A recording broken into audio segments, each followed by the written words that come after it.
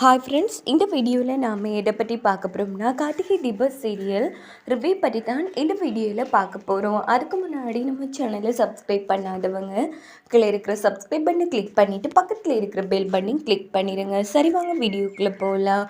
இங்கே பார்த்தோன்னா நம்ம அபிராமிக்கு நல்லபடியாக ஆப்ரேஷன் முடிச்சிருது. ஸோ டாக்டர்ஸ் செக் பண்ணி பார்க்குறாங்க. ஆனால் அபிராமிக்கிட்ட இருந்து எந்த ஒரு உணர்ச்சியுமே இல்லை. ஸோ அவங்க வெறும் கட்டியாகவே படுத்துக்கிறாங்க. இதை பார்த்து டாக்டர்ஸ் இனி எதுவுமே பண்ண முடியாது அப்படின்னு சொல்லி கைவிரிச்சிடுறாங்க. வெளியில் வந்ததும் கார்த்தி வீட்டில் இருக்கிற எல்லாரும் டாக்டர் அம்மாவுக்கு எப்படி இருக்குது, அம்மா ஓகே தானே அப்படின்னு ரொம்ப ஆர்வமாக கேட்டதும், எங்களை மன்னிச்சிடுங்க கார்த்தி, எங்களால் இப்போதைக்கு உறுதியாக எதுவுமே சொல்ல முடியாது. சொல்லப்போனால் அவங்க பொழைப்பாங்களான்னு எங்களுக்கு சந்தேகமாக இருக்குது. ஸோ மனசை கல்லாக்கிக்கங்க அப்படின்னதும் அருணாச்சலம் கடந்து அழுதுட்டு இருக்காங்க. டாக்டர் ப்ளீஸ் டாக்டர், எவ்வளோ பணம் செலவனாலும் பரவாயில்ல, எங்கள் அம்மா காப்பாற்றிடுங்கிற மாதிரி அருண் ஆனந்த் கெஞ்சிட்ருக்காங்க. இங்கே பாருங்கள் சார், நாங்கள் என்ன வேணும்னா பண்ணிகிட்ருக்கோம். எங்களால் முடிச்ச வரைக்கும் எல்லா முயற்சியும் பண்ணிட்டோம் சார். நீங்கள் ஃபாரின் எங்கே கொண்டு போனாலும் கண்டிப்பாக உங்கள் அம்மாவை காப்பாற்ற முடியாது. ஏன்னா அவங்க ரொம்பவே கிரிட்டிக்கலான கண்டிஷனில் தான் இருக்காங்க சார். அது மட்டும் கிடையாது, எங்களால் முடிச்ச வரைக்கும் நாங்களும் நிறைய விஷயம் பண்ணி பார்த்துட்டோம். ஆனால் அவங்கக்கிட்ட இருந்து எந்த ஒரு உணர்ச்சியும் இல்லை அப்படின்னு சொன்னதும் எல்லாருமே அதிர்ச்சியாகி அழ ஆரம்பிக்கிறாங்க. டாக்டர் அதைனா பார்க்கலாமா அப்படின்னு தீபா கேட்குறாங்க. சரிம்மா, ஒவ்வொருத்தங்களா போய் பாருங்கள், எந்த ஒரு டிஸ்டர்பும் பண்ண வேணாம், நீங்கள் மட்டும் போங்க அப்படின்னு தீபா உள்ளே போய், அதை ஏன் இப்படி பண்ணுறீங்க, இங்கே பாருங்கத்த, நீங்கள் இல்லைன்னா எப்படித்த நாங்களாக இருப்போம், இங்கே பாருங்கத்த, நீங்கள் கண் முடிச்சு வரணும் அத்தை, எங்கள் ஒவ்வொருத்தருக்கும் நீங்கள் முக்கியம் அத்தை, நீங்கள் யாருக்கும் எந்த பாவமும் பண்ண இல்லையே, இந்த ஏழைக்கு எவ்வளோ பெரிய வாழ்க்கை கொடுத்துட்டு இப்போ திடீர்னு இப்படி படுத்த படுக்கை இருந்தால் என்ன அதான் அர்த்தம். இங்கே பாருங்கத்த, நான் ஒன்று மட்டும் சொல்கிறேன், நல்லா கேட்டுக்கோங்க.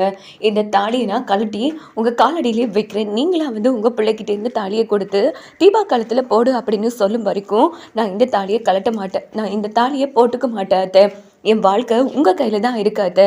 நான் வாழணும்னு ஆசைப்பட்டீங்கன்னா நீங்கள் எழுந்திரிச்சு வரணும் அப்படின்னு தீபா ரொம்பவே ஃபீல் பண்ணி அழ ஆரம்பித்து உடனே தாலியை கழட்ட எடுக்கிறாங்க. இன்னொரு பக்கம் நம்ம அபிராமி மயக்க நிலைமையில் இருந்தாலும் அவங்க கண்ணிலேருந்து தண்ணி வந்துட்டுருக்கு.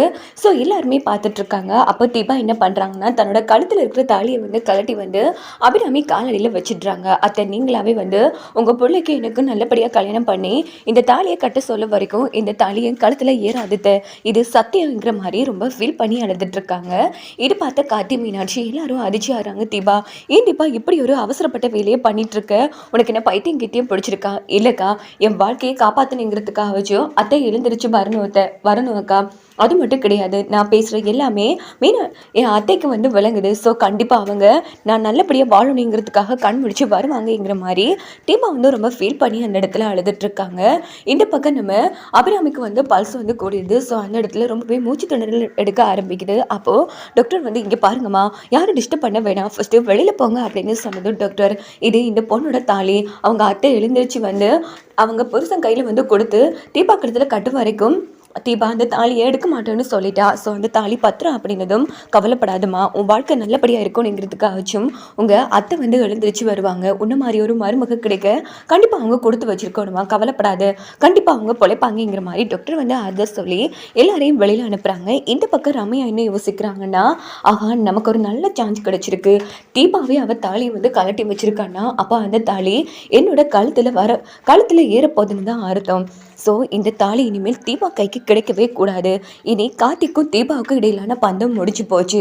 ஸோ அபிராமி கண் முழிச்சு வந்ததும் கார்த்தி ரம்யா களத்தில் கட்டுறா தாலிங்கிற மாதிரி சொல்ல வைக்கணும். அதுக்குள்ளே இந்த தீபா கதையை முடிச்சிடணும். எப்படியாச்சும் அந்த தாலி திருடிடணுமே, என்ன பண்ணலாம் அப்படின்னு ரம்யா தாலி எடுக்கிறதுக்கு முயற்சி பண்ணுவாங்க.